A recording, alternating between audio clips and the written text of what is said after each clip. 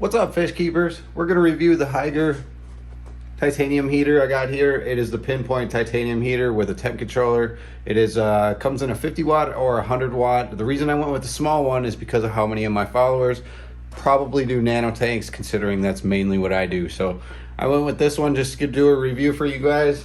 We're going to show you how to hook it up here on this 55 gallon. It'll be a lot easier to see how it's set up and stuff like that. So let's get into the unboxing first, and then let's get into setup and review. Thanks again for coming over to this video, you guys. Subscribe down below if you like what you see. Give the video a thumbs up if you like what you see as well. Don't be afraid to comment below. I always try to answer every single comment I get. So as you see, we got the Hygger pinpoint titanium heater with an IC Temp Controller. The one I have here is the HG802.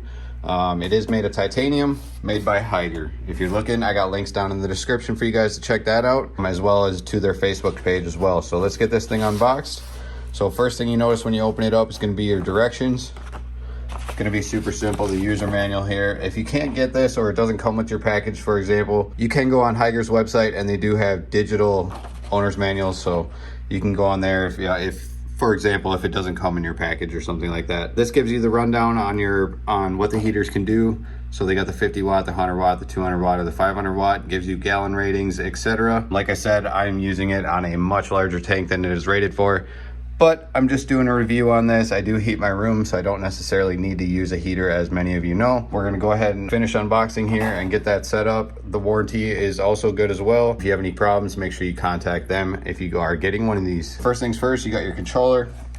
Now this is gonna have the wire to plug into power on there, as well as the wire to plug in your heater, as well as your temperature probe. Really easy to set this thing up. The heater is separate when you plug that in.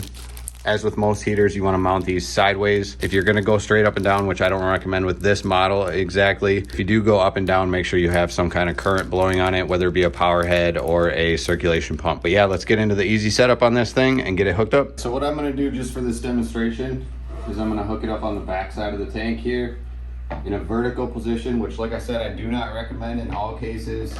I am going to put it right next to a bubbler in this instance.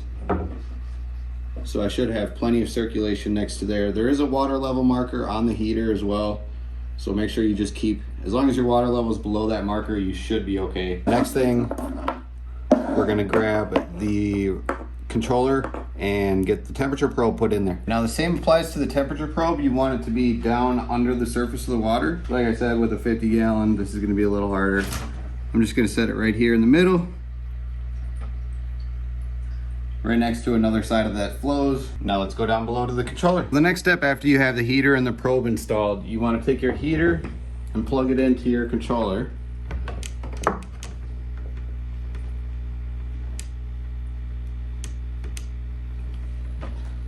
All right, so as you can see, maybe, it is plugged into the controller there.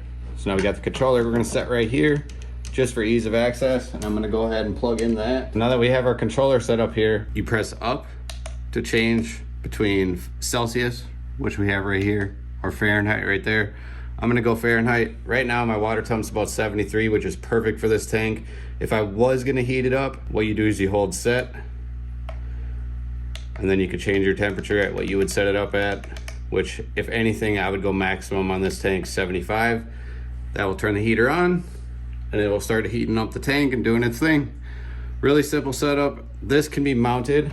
There's a spot to mount a screw, so inside your stand here, you could drill a screw into it, and you could just hang this right on there and do your thing with it. So the reason I put it out here, easy display for you guys to see how this thing works, and really easy to understand. Say you're curious at what temperatures it can go to, you can take it all the way down to like a cold water, even at 50 degrees Fahrenheit.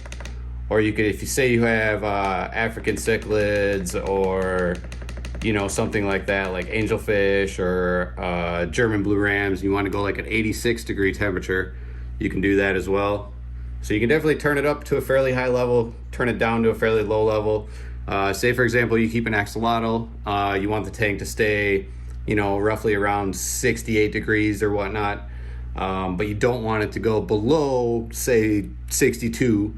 You could set this up to 62 degrees. That way, if the temperature is to drop for whatever reason, you have a backup plan to keep it running. So another great plan with this thing. Again, this is the Hygger titanium heater. This is the 50 watt model, definitely for a smaller tank than this tank. As I said, I'm using it as a display. If I was to use it in one of my fluval flexes, it would be much harder to understand and visualize what I'm doing. So I figured this was the best route. That way you could get a quick visual of everything and how it works. Now, again, if you have any questions or you would like to purchase one of these products, you can look down in the description below, and I have links to those as well. Otherwise, if you have any questions about heaters and how they work and when you should use them, when you shouldn't use them, if there's a specific fish you're wondering what it needs to be heated to, go ahead and ask down in the comments, and I can freely answer that for you. Thanks again for tuning in, you guys, for watching this Hygger titanium heater video. I hope you guys enjoyed what you saw. If you had any questions or if you wanted to purchase one of these products, again, links are down in the description for you guys below. I hope you guys enjoyed this video. If you guys got any other product reviews you would like me to do, let me know down in the comments. I know Hygger has a couple other products that are pretty good, so we'll see if we can get some more of those. Otherwise, we'll see you guys in the next video. Take it easy. Peace.